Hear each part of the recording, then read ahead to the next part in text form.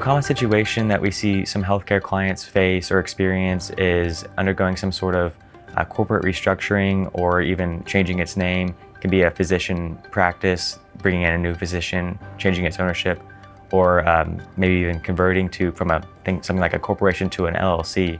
And there are notice requirements with the state, the federal government, other agencies, and insurance companies. And so making sure that the company complies with those requirements is important.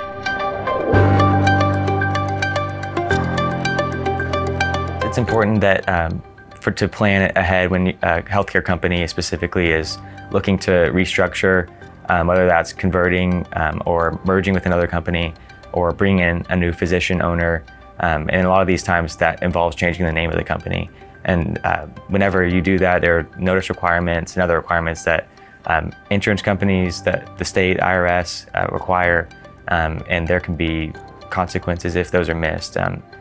Importantly, for cash flow reasons, failure to notify some insurance companies can lead to terminating billing privileges or overpayment recruitment. And so to avoid those potential risks, it's important to make sure you know what requirements are out there and when to timely comply with them.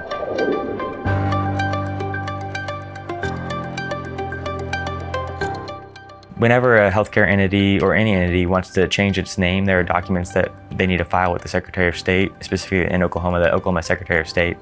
If it's an LLC, it'll file an amendment to its Articles of Organization. If it's a corporation, it'll file an amendment to its Certificate of Incorporation.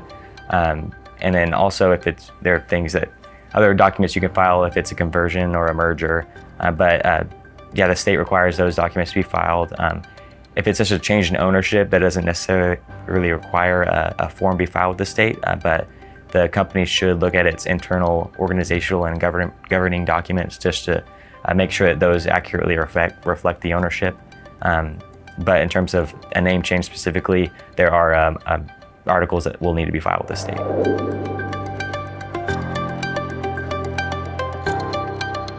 The IRS will need to be updated in some form, whether it's a change in ownership, a change in the entity type, the tax status, or the name change.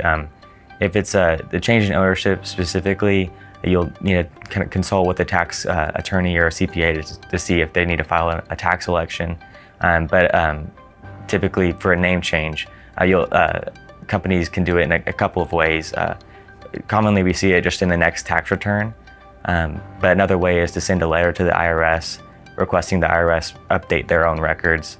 And it's important for healthcare companies to promptly ask the IRS to update their records because insurance companies, even Medicare, commonly require a notification or a letter from the IRS to match the correct EIN number and the current name. And so getting that done as soon as possible rather than waiting to the next tax return is important.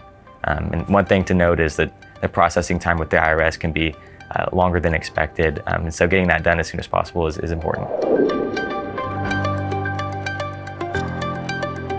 Yes, so Medicare will need notification, whether that's a change in ownership or a name change. Medicare uses NPI numbers, National Provider Identification numbers. And so there's a process of updating the name on the NPI that can be done online with just going on as a user to update the name. But for Medicare, there are forms that will need to be filed that can be done online as well, and the forms are available with the Medicare website. For a change in ownership, that will typically need to be notified within 30 days of that change.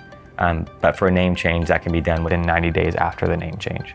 It's important that the company compile all of its records that show what was changed and how it was changed, even that letter from the IRS, because Medicare specifically will require some of that supporting information. If the EIN in the name doesn't match up because the name was changed, some insurance companies may not send payment. They may delay that, and so it can cause some cash flow issues, and that's a reason why it's important to be prompt in getting the records updated, whether that's with the IRS or the state, and then making sure that notification is provided to the insurance companies timely. Medicare has those notification requirements, and then private insurance companies might have different ones, but a best practice is to send like a letter to those private insurers and saying what was changed so they can update their records, and they may also request that supporting information.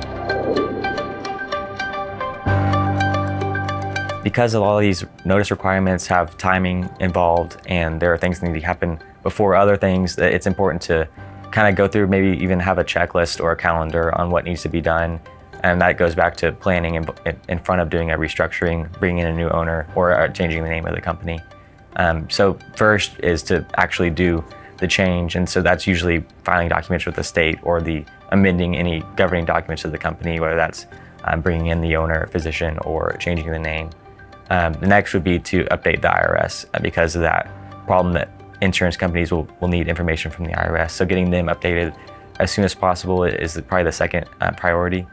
And then complying with the insurance notification requirements. So Medicare, that 90-day requirement for the name change is important to do that. And then following that, the company can review what other accrediting organizations or bodies they're a part of that will need to be notified, whether that's a medical board, a pharmacy board, the DEA, and then looking at other private insurers who will need notification or just to update their records. And so a good practice is to just go through what bodies are a part of, that organization is a part of, and then what insurance companies they frequently use, and either look into what forms are available for those or to prepare a letter that can be sent to each of those organizations or insurance companies. We see these healthcare transactions pretty frequently, so McAfee and Taft, we can help either prepare those restructuring documents, that change in ownership documents or a name change, or we can help with manage what notification requirements are out there and how to best follow those and make sure nothing gets missed so that there's no consequences or cash flow problems once that happens.